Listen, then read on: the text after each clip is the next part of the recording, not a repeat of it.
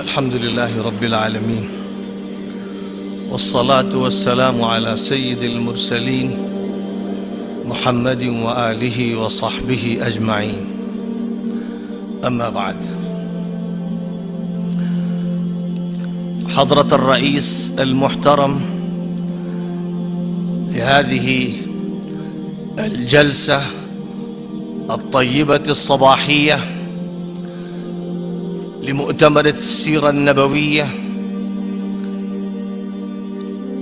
وهذه الجلسة الصباحية الأولى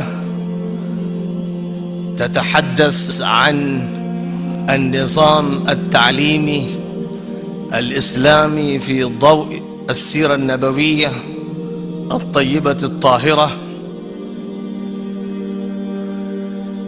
إخوتي وأحبتي في الله، إن هذا المؤتمر الذي يتحدث عن نبينا محمد صلوات الله وسلامه عليه كان ينبغي أن تكون لغته الرسمية هي اللغة العربية. وإذا كان المثقفون العصريون عندما يجتمعون يتكلمون باللغة الإنجليزية ويعتزون بها، فما بال العلماء الأجلة، فما بال العلماء الذين درسوا الشريعة الإسلامية والسيرة النبوية المطهرة وعاشوا أزمانا متطاولة في رحاب اللغة العربية، درسوا هذه اللغة صغارا وتدبروها كبارا وفسروا كتاب الله تبارك وتعالى والسنة المطهرة بهذه اللغة العربية. لماذا لا تكون هذه اللغة العربية هي اللغة الرسمية لمؤتمراتنا وندواتنا؟ لقد كان ينبغي ذلك، ولكن يبدو أننا قد ابتعدنا عن مصادرنا، لا عن اللغة العربية فحسب، بل يبدو لي أننا قد ابتعدنا عن. فأستحسن أن أتكلم معكم بهذه اللغة العربية وعن هذا المنهج التعليمي قليلا، واسمحوا لي أن أتكلم معكم بهذه اللغة العربية، ولكنني أحب كذلك أن أحادثكم باللغة الأردية، اللغة الأم التي نتكلم بها في شبه القارة الهندية وفي أكثر الولايات. إخواني، إن المنهج التعليمي الذي درسناه في كتاب الله تبارك وتعالى والذي طبقه المصطفى صلوات الله وسلامه عليه من اليوم الأول عندما نزل عليه الوحي الأول من كتاب الله تبارك وتعالى في غار حراء إلى آخر يوم من حياته صلوات الله وسلامه عليه، إنه منهج يبدأ بقوله تبارك وتعالى: وقد اختار الله عز وجل آيات من سورة العلق لينزلها على هذا النبي المختار الذي أرسل للعالمين جميعا.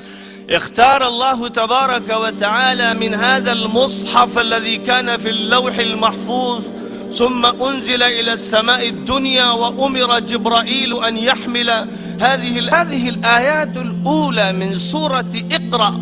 هي الآيات التي وضعت المنهج الدراسي والتي جاءت بالثورة العملاقة العلمية التعليمية العظيمة في الدنيا المعاصرة للنبي المصطفى صلوات الله وسلامه عليه. ذلك العالم المعاصر الذي كشف الله تبارك وتعالى عن خفاياه وعن خباياه، والذي كشف الله تبارك وتعالى عن سوآته وعن سيئاته وعن أمراضه، فقال تعالى: ظهر الفساد في البر والبحر بما كسبت أيدي الناس ليذيقهم بعض الذي عملوا لعلهم يرجعون.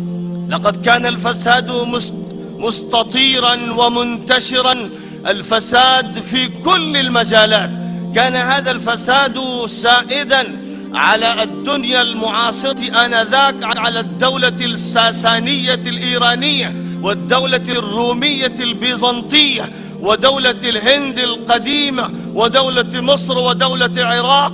كانت الحكومات، كان الحكام وكان العامة من الناس في جاهلية جهلاء يعيشون هذا الفساد المستشري في كل مجالات الحياة.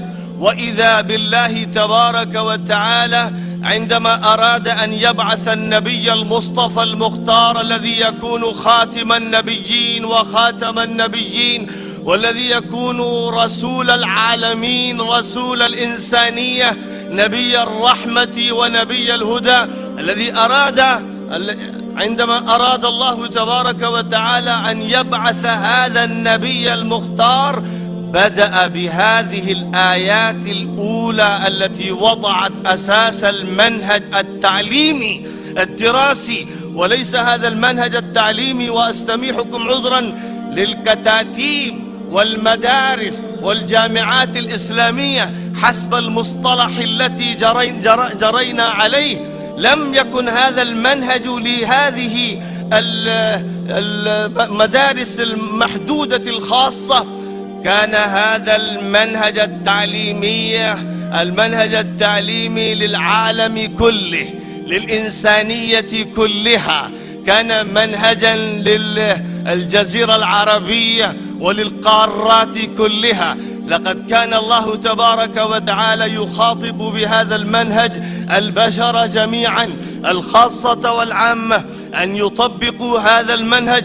كانوا يدرسون وكانوا يكتبون وكانوا يتعلمون. كانت هنالك مدارس في الدولة الرومية والدولة الساسانية الإيرانية، وكانت هنالك الفلسفة الإغريقية، وكان هنالك الملحمة الإيرانية، وكان هنالك الآداب الهندية، وكانت كتب الويدة، وكان العهد القديم والعهد الجديد، وكانت بيوت المدراس في المدينة المنورة. كان الناس يتعلمون، ولكنهم كانوا باسم العلم يتعلمون الجاهلية. كانوا يباعدون بين العباد وبين خالق العباد، بين الخالق والمخلوقات.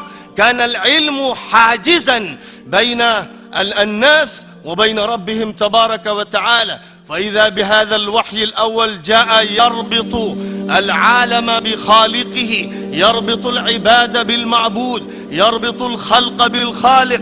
جاء ليقول للناس جميعا، عربيهم وعجميهم وشرقيهم وغربيهم، اقرأ باسم ربك الذي خلق.